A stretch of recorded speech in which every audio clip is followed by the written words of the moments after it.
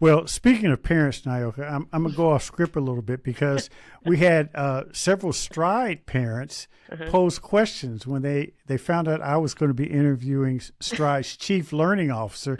They said, well, ask her this. So this is Cameron, a parent from Virginia, who says, what does the curriculum look like at an online school? And will my child still receive a good education? A basic question, but it's Yeah. a real question for Yeah. parents who are new to this online education experience. Yes. So, Cameron, your experience will look somewhat similar to what you're experiencing now in a brick and mortar school, but a little bit probably more engaging, more interactive. Your content is on the computer. You have access to that 24/7. So I think that's an important piece of it. You have access to the curriculum and content at any time, and your parents have access to it, right? So you have a window into what your child is learning. You have a window into the content and curriculum that's being shared with them. You have a window into the live teaching classes. So there's a lot of things that you can see and have access to and really impact the child's learning. And so I think that that's one of the things that's a little bit different than a brick and mortar classroom. You can't just walk into your teacher's classroom and sit down as a parent every day. You But know, you do. well, one thing I was going to say is one good thing about that is during COVID, that was one of the first times parents could see what was going on in Yeah. the classroom, Yeah. and many parents didn't like it. But Yeah. you're saying that in the online experience, parents are always able to have that look. Yes, they're always welcome. The door is wide open. So I think that that's important is that we are fully transparent about the curriculum, the content, the teachers that are teaching the children in the online classroom, in the in the online on the whiteboard. You can see everything the teacher is drawing or typing, and I think that's important. And then also, parents are very important to us. So you're a huge part of the community. We want to take your feedback. We want to hear, exactly what you want to do at home with your child. And the same thing for students. Students have that avenue as well to be able to give us feedback on the content, and then also put some ideas out there. Like, for example, Minecraft came from a student. They were Oh, like, wow. "We play Minecraft all the time. Like, why aren't we having Minecraft?" Where I was like, that's a really good idea. And Yeah. then we now have 11 worlds for students to have access to that are aligned to state standards and teach new skills. We talked about this earlier, and Jonah from Colorado poses the question. Speaking of Minecraft, I've been hearing a lot about game-based learning in online schools. Would my kids really learn by playing games? We talked about it earlier, and your answer is yes, right? Yes, that is the answer. Your students and kids are learning right now playing games, right? So we created a game called Math Bee. It's kind of like the Candy Crush for those of you who played Candy Crush. Now I'm showing my age, Kevin. So, but it's like a Candy Crush style game for students to learn math facts quickly. And we literally launched that game in less than 90 days. We had over 100,000 session plays, right? So that means the kids were Wow. loving it and they are learning. And so I think it's important for us to be able to offer experiences where students are learning and playing at the same time, because you want kids to feel like they're so immersed in this game, they don't even know that they're learning, right? And so Yeah. that's why we're building the types of assets that we're building to engage kids in that manner. And I want to move on, but it is an important point that for far too many students, school feels like a chore. And the thing about these, game-based learning opportunities and play, it puts fun in learning. And you said it best. Kids are learning; they don't even know they're learning, Right. and it helps them in terms of their ability to do well in tests and do well in life. One And last Kevin, question for parents. Yes. one of our administrators had his son play it, and the Math Bee game, and he said, "I'm not going to bed until I match and beat all of the levels." Right? So he's like, "I'm not going to sleep until I win this game." Not even paying attention to the fact that he's excelling in his math facts and beating all the levels. And so it was great to hear that he was so Yeah. excited about it. He didn't want to go to sleep.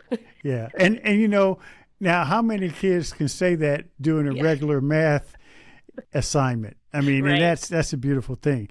Last question from Melissa in California, and this touches on something that we didn't really we haven't talked about yet, and I wanted to raise it. How would my child socialize with other students if they're behind a screen all day? One of the biggest concerns parents have about the online learning experience is socialization. Yep. Yeah. I think that that's a question that I get all the time, and so I'm happy to answer that because we have multiple ways that students can meet other students, that they can collaborate with other students. We have the K-12 zone, which is an immersive space where students can actually have their own avatar, go into this world, meet their friends, and go have movie night. They can go into the library and read books together. It's a space where they can go and they can chat with each other. We also have that availability in our Minecraft world. So if a teacher opens up a Minecraft world for her classroom, only the students in her classroom can chat and meet each other in that space. And so we're also very protective of our kids, right? So we make sure it's safe and secure. And so I think that that's an important way for us to make sure that kids have these experiences. But the zone is where it's at. Like, Kevin, those kids are running to the zone. They want to go there and meet before class. They want to go, and I think we're bringing in yoga and all types of things into the zone that the kids are super excited about, especially the movie nights. The movie nights are definitely a hit. So they come in and they get to watch movies with their friends. We're actually doing some book clubs and spaces, and they get to meet a friend, and then they can actually chat with that friend and have that friend meet them in different spaces, and also just meet new friends. And so we challenge our students to at least try to meet 2 new people when you enter the zone. And so that builds their community as one could be with your school, it could be outside of your school, because we have a national community as well. So I think that that's important. And, it's interesting because I know some of the schools we run, like Arizona, they had meetups and they would enter kids into the science fair. And they had so many kids in the science fair that Arizona Board of Education put a limit on how many kids you could enroll. Yeah. So there are, beyond the digital socialization opportunities, there are these meetup opportunities.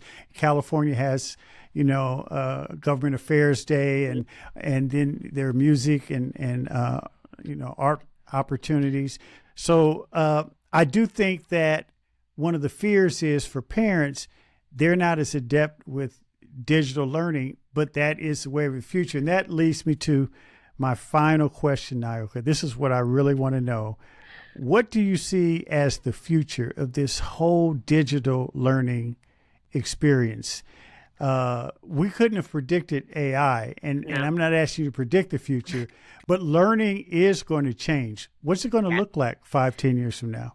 Yeah, I think learning is going to look more like game-based learning, more inquiry-based learning. I think it's going to be more personalized. So you think about hyper-personalizing learning, where a student is going into an environment that's all decorated by the things that they like. They can learn about cars, where content and curriculum can be tailored to everything that they want to experience.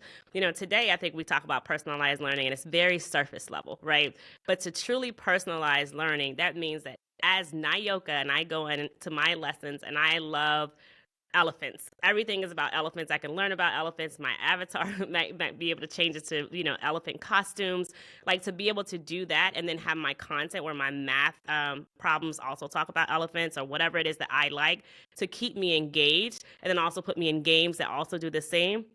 I think that's where we're headed. We're headed to more of a tailored digital approach for learning that will provide a lot of different spaces for children to be more creative, have higher order thinking processes, but then also to be able to have more real world applications of what they're learning.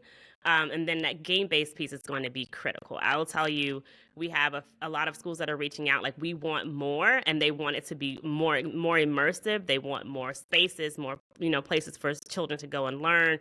And just connecting that learning and playing is going to be interesting, because I think many people have not figured that out yet, right? And I think we're on the precipice of really trying to break the mold and disrupt education in that light.